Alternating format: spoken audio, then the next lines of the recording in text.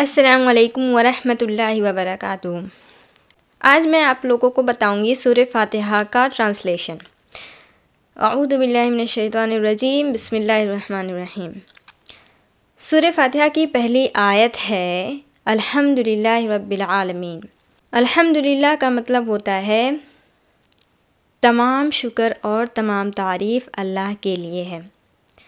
شکر اور تعریف دو الگ الگ چیزیں ہیں۔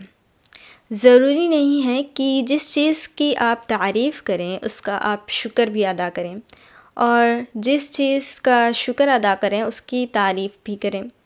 یہ دونوں چیزیں الگ الگ ہیں، لیکن جب ہم اللہ تعالیٰ کے لیے کہتے ہیں کہ شکر اور تعریف، تو ہم ایک ہی چیز کے لیے اللہ تعالیٰ کا شکر بھی ادا کرتے ہیں اور اللہ تعالیٰ کی تعریف بھی کرتے ہیں۔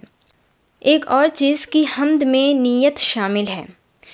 تو جیسے کہ ہم نماز میں 5 وقت کی نماز میں اللہ تعالیٰ کا شکر ادا کرتے ہیں، اس کی تعریف کرتے ہیں، مطلب کہ ہم الحمدللہ کہتے ہیں، تو اگر ہم شکایت کرتے ہیں روزانہ اپنی زندگی کے بارے میں اور جا کے نماز میں الحمدللہ کہتے ہیں، تو اس کی کوئی تک نہیں بنتی، کیونکہ الحمدللہ میں جو حمد ہے اس میں نیت شامل ہے، یعنی کہ سچ میں آپ اللہ تعالیٰ کی تعریف اور اس کا شکر ادا کر رہے ہیں۔ جو بھی زندگی اللہ تعالیٰ نے آپ کو دی ہے اور جس سچویشن میں بھی آپ ہیں، اس کے لیے آپ الحمدللہ کہتے ہیں۔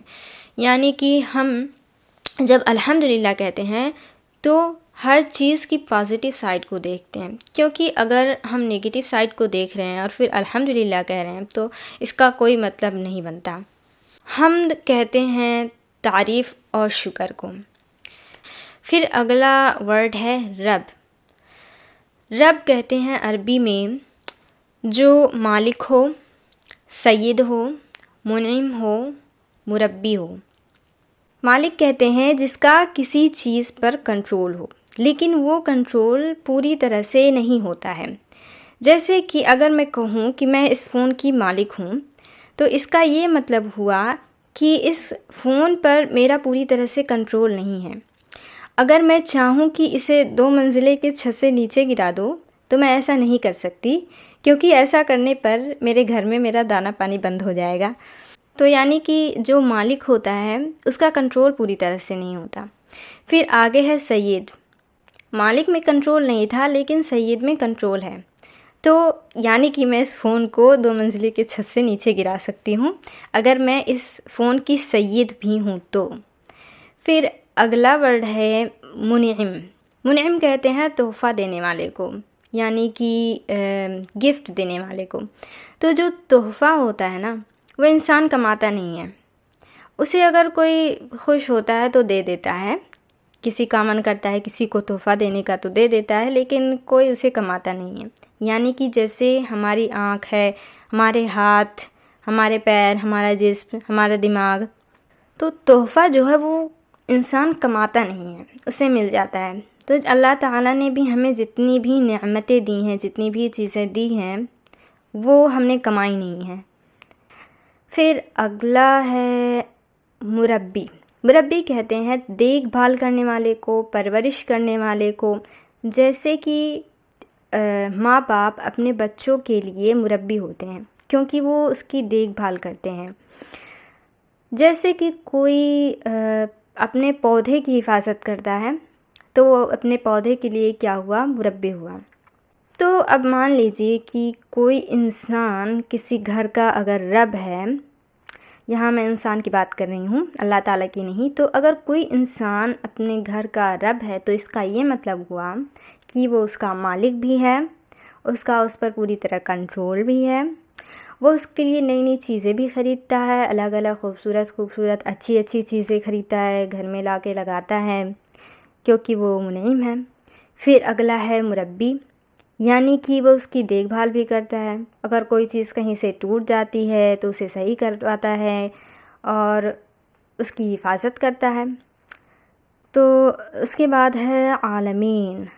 عالمین، کچھ لوگ کہتے ہیں کہ عالمین کا مطلب ہوتا ہے جہان، یعنی کہ دنیا، اور کچھ کا کہنا ہے کہ عالمین کا مطلب ہے تمام لوگ، یعنی کہ وہ لوگوں کا رب ہے۔ الحمدللہ رب العالمین، یعنی کہ تمام شکر اور تمام تعریف اللہ کے لیے ہے جو کہ رب ہے، رب کا مطلب اب آپ لوگوں کو پتہ چل گیا، جو کہ رب ہے تمام لوگوں کا۔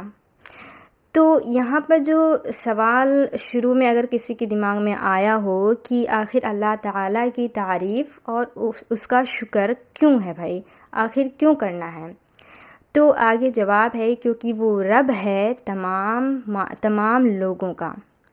ایک اور چیز کہ عربی میں نا کچھ ورڈز، کچھ الفاظ ایسے ہوتے ہیں جن کے آپوزٹس ہونا ضروری ہیں، جیسے کہ اگر میں کہوں والدین یعنی کہ ماں باپ تو بچے بھی ہوں گے، اگر کہوں ٹیچر تو اسٹوڈنٹس بھی ہوں گے۔ اسی طرح سے جو رب ہے، جو یہ ورڈ رب ہے، اس کا بھی آپوزٹ ہے اور آپوزٹ ہونا ضروری ہے، اور وہ ہے عبد۔ عبد کا مطلب ہوتا ہے غلام۔ تو جیسے انسان میں ہم دیکھتے ہیں کہ مالک ہوتا ہے، اس کا ایک غلام ہوتا ہے، اسی طرح سے رب ہے اور عبد ہے۔ لیکن انسانوں میں جب ہم دیکھیں تو ہمیں پتہ چلتا ہے کہ جو مالک اور غلام کا جو رشتہ ہے وہ بہت ہی بیکار رشتہ ہے، بہت ہی خراب ہے، اور وہ کوئی بھی انسان پسند نہیں کرے گا ایک غلام بننا۔ لیکن جب ہم کہتے ہیں رب اور عبد، تو یہ جو رشتہ ہے یہ ایک دم الگ ہے انسانوں کے غلام اور مالک کے رشتے سے۔ وہ کیسے؟ ایک انسانی غلام ایک انسانی مالک کی کبھی بھی تعریف اور شکر نہیں کرے گا، اور دل سے تو کبھی نہیں کرے گا۔ لیکن جب ہم کہتے ہیں الحمدللہ، تو حمد کا مطلب ہوا کہ اس میں نیت بھی ضروری ہے، یعنی آپ جھوٹ موٹ میں بول کے کام نہیں چلا سکتے۔ اگر آپ دل سے یہ بات نہیں کہہ رہے تو حمد نہیں ہوگی۔ لیکن یہاں پر جب ہم کہتے ہیں الحمدللہ، تو ہم یہ دل سے یہ بات کہتے ہیں کہ تمام شکر اور تمام تعریف اللہ کے لیے ہے۔ تو ایک غلام جب یہ بات دل سے کہہ رہا ہے کہ میں اپنے مالک کا شکر ادا کر رہا ہوں اور اس کی تعریف کر رہا ہوں دل سے، تو اس کا یہ مطلب ہوا کہ یہ رشتہ بالکل ہی الگ ہے اس انسانی غلام اور مالک کے رشتے سے۔ کیونکہ انسانوں میں جو مالک ہوتا ہے، اپنے غلام کا جو مالک ہوتا ہے، وہ کبھی بھی رب نہیں ہوتا۔ لیکن یہاں پر جب ہم اللہ تعالیٰ کی بات کر رہے ہیں تو وہ اپنے عبد کا رب ہے، یعنی کہ وہ اس کی دیکھ بھال کرتا ہے، اس کی پرورش کرتا ہے، اس کو تحفے دیتا ہے، اس پر اس کا پوری طرح کنٹرول ہے۔